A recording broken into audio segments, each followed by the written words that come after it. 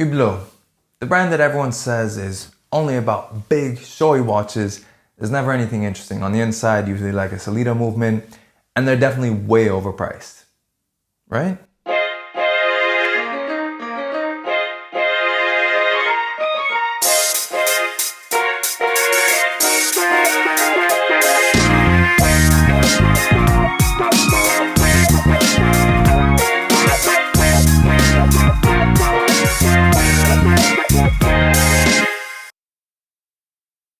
Hi everyone and welcome to Shah Lusso, and yes, today we are talking about Hublot, specifically the Hublot Classic Fusion Ultra Thin, a watch which in my view breaks pretty much all the Hublot stereotypes of being big and showy, overpriced, not very interesting on the inside. In my view, it gets rid of all of that and proves that Hublot is much more than a brand that it's often given credit for being. But let me give a bit of context as to that first. The Classic Fusion Ultra Thin was released in 2012. This was 2 years after they released their first serial production in-house movement, the Unico, and also 2 years after they introduced the Classic Fusion line itself. Now, the original Classic Fusion was released to cater to that market of people who fell in love with Hublot back in the 80s and 90s, when it was, a brand that offered this sort of great fusion of materials in a nice, sleek sports watch, not really as polarizing in design when compared to something like the 2005 Big Bang. So they released the Classic Fusion to cater to that market, and it was essentially Hublot's dress watch. Then in 2012, they started branching out a little bit more. They had already introduced their in-house movement, the Unico and the Big Bang, but they were expanding their line in terms of other in-house movements that maybe appealed a little bit more to, I guess, the more technical watch collector. The watch collector who wasn't just buying the watch because they wanted to show off what they had on their wrist. It mattered to them just as much that on the inside it was something special. And that's the thing about Hublot, is that they really do offer a pretty big spectrum. It's not just the big and showy watches, and it's definitely not just, watches that are made for watch geeks. And that nicely brings us also to today's sponsor, chronext. They have a huge selection of Hublot watches as well as other luxury watches, ranging from things as crazy as a leopard themed diamond encrusted Big Bang made in ceramic to something like this titanium ultra thin with a manual wind movement on the inside. And they offer all of these with a selection of new and pre-owned, current production, older models, and all of them with a 2-year warranty. And of course, if you don't really know which one you want, or if you're a bit size conscious, especially with a brand like Hublot, they have a 14-day no questions asked, try before you buy policy. So you can actually order it, try it on. If you don't like it, you simply send it back, get your money back, or change to a different watch. So there's a lot of flexibility in terms of finding the watch that you actually want. And then once you do, make sure you use the discount code SHAHLUSSO so you can get a discount on your purchase. So you'll find links to chronext below, as well as links to their Hublot page so you can see just the broad range that's available from Hublot in general. But let's bring this back to the Classic Fusion Ultra Thin, because I think this is a watch that really breaks the stereotype and shows in many ways how Hublot is a little bit of an underdog within the watch world. And weirdly, it does this in the most normal way possible, which for Hublot is kind of an exception. This isn't a big gaudy diamond encrusted watch. I mean, it's big, it's 45 millimeters, but it shrinks away right as soon as you put it on your wrist. And part of that is down to the architecture of the case itself. It has these angled down lugs that just start wrapping around your wrist. It means that even me with a 17 centimeter wrist, I can actually kind of pull this off. As a preference, I prefer the 42 millimeter, but definitely if you're on that sort of borderline, you can get away with it. And if you have a smaller wrist, that's what the 42 millimeter is for. It also has a very low-key appearance when it comes to both materials and also finishing. It's mostly satin finished. The polishing is more just to play with the eye a little bit and give little highlights more than anything, and to increase legibility as well when you're talking about the faceted indices. The dial is either gloss black or gloss white. You can get a skeleton version, but even that doesn't stand out too much. But the gloss versions, for example, again, they just make this watch even more sort of low-key and discreet, while still having that classic Hublot look, harking back to the original from 1980 designed by Carlo Crocco. But of course, the big highlight when you look at this watch, it's in the name itself.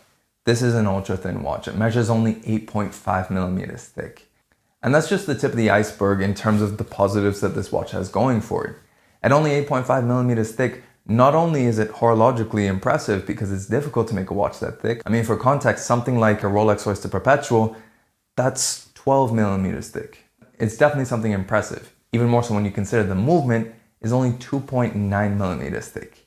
And that brings us into the second plus point, is the movement itself. Hublot is often derided, and rightly so, for sticking third-party movements, usually Solida-based ones, inside their watches. It's one of the reasons why the Classic Fusion generally is seen as very overpriced, or why the original Big Bang was as well, because both of them had the same movement you can get in watches that cost a tenth of the price. This, on the other hand, has an in-house 90-hour power reserve manual winding movement.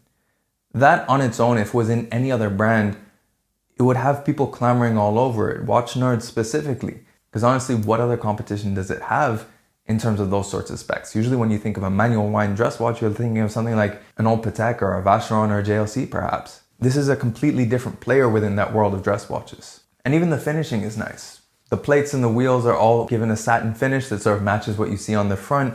And then the base plate has nice engine turning.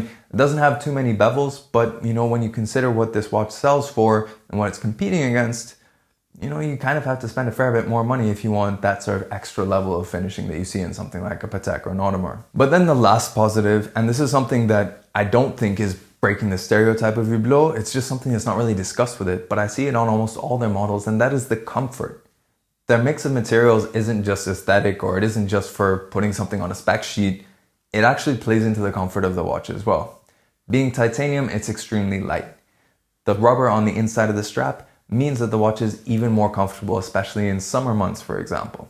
Then when you consider the engineering of the strap itself, the clasp, it's similar to how Omega clasps work in that it tucks the excess strap length underneath the strap itself, so you have a cleaner silhouette and it just makes the watch a lot more comfortable. And then, of course, there's those angled lugs that I mentioned before that also mean this watch wraps around your wrist. So this, combined with the fact that it, again, is only 8.5 millimeters thick, means you barely notice it's there, and even when you do, it's just plain comfortable, for lack of a better way to put it. And that's not something that Hublot really gets a lot of credit for, but they put a lot of effort into it. It's quite consistent across their entire model range. But of course, not every watch is perfect, and this is no exception. For one thing, it only has 50 meters of water resistance, which in day-to-day life, that doesn't really matter so much. But even then, this day and age, if something like an Octo Finissimo can manage 100 meters of water resistance without being more than 10 millimeters thick, you'd think that it's something that's possible on a Hublot. The second disadvantage to this watch is that while yes, it looks great with the way the strap integrates, it also means you're pretty much relegated to going fully custom or buying directly from Hublot. And that's a bit of a shame more than anything, because the way this watch is designed, it really lends itself to changing the straps. It's such a versatile look, and I think changing the straps would allow it to really hit that full spectrum. It would benefit with a lot more ease of changing the straps and a few more options. And then the last downside, and it's a small one, but it has no luminescence. And for a watch that is so close to being really something that could be your only watch, that could be pretty much everything for all occasions, it just falls short on being a sports watch. This is much more of a sporty dress watch than a dressy sports watch. It's close, but it does miss out on those little things like a little bit of extra luminescence or that little bit of extra water resistance. But overall, honestly, I still think this is a very complete watch. It's a watch that's probably one of the few that's tempted me, for example, to consider selling my Omega, to upgrade to that, because I think it is such a complete watch, and I love the fact that it is an underdog at the end of the day. Hublot is a brand that is derided throughout the watch community, in my view unfairly, because they make a lot of really, really cool watches, and this being one of them. And when you consider the price of these, it definitely breaks the stereotype when it comes to Hublots being overpriced. When you consider everything this comes with, yeah, at retail, it's $13,700, that's pretty steep, but this watch is discontinued, so retail doesn't matter anymore. And this is where the value for Hublot really comes in. This on the pre-owned market ranges anywhere from about 7 to 11,000 US. And there's not a lot that can honestly compete with that. Having an in-house 90-hour power reserve movement, having that sleek design, being ultra thin, something like a JLC Master Ultra Thin, yes, it's thinner and automatic and retails for $8,700, but that's a very different proposition. That's a very formal watch, whereas this can play casual a lot more often than the JLC, for example. Or if you're looking at a regular Classic Fusion, those are still in production, but retailing for $8,800 US. And it's just a Solida movement on the inside. Or even if you look at something like an Octo Finissimo, which is definitely much more sophisticated technically, but that starts at 14,000 US. And even on the pre-owned market, they don't get that much cheaper. The lower level is about 9,000 US. Whereas this, if you can get one for around 7 or even 8, you're getting really, really good value when you consider what it comes with mechanically, aesthetically, in terms of versatility. So it does offer a lot for what you pay, considering that the best way to buy this is on the pre-owned market. And really that goes for any Hublot. And that's another good thing about Chronext, is that they offer these pre-owned and new, and all of them with a 2-year warranty. So that equals what Hublot offers when it's new. It's a great opportunity to get in and really capitalize on what is the depreciation of Hublot and the true value of Hublot without having to run much risk. So make sure you check out their links in the description below and put in that discount code so you can get an even sweeter deal as well. But let me know in the comments below, what do you think of the Classic Fusion Ultra Thin? Do you think this breaks the stereotype of Hublot in that it's not really that overpriced, it has a great movement on the inside, and it's not that big and showy either? In my view, it does break it, and I'd love to know also your thoughts on what other watches from other brands break the stereotypes about those brands. Love to know your thoughts in the comments below. And of course, if you like this video, make sure you like it and share it. If you want to see more pictures and infographics of watches, make sure you follow me on Instagram at Shah Lusso. And if you want to see more videos of watches, make sure you subscribe to the channel and hit that notification bell as well, so you know when the next video comes up. In any case, thanks for watching this video, and we'll catch you in the next one.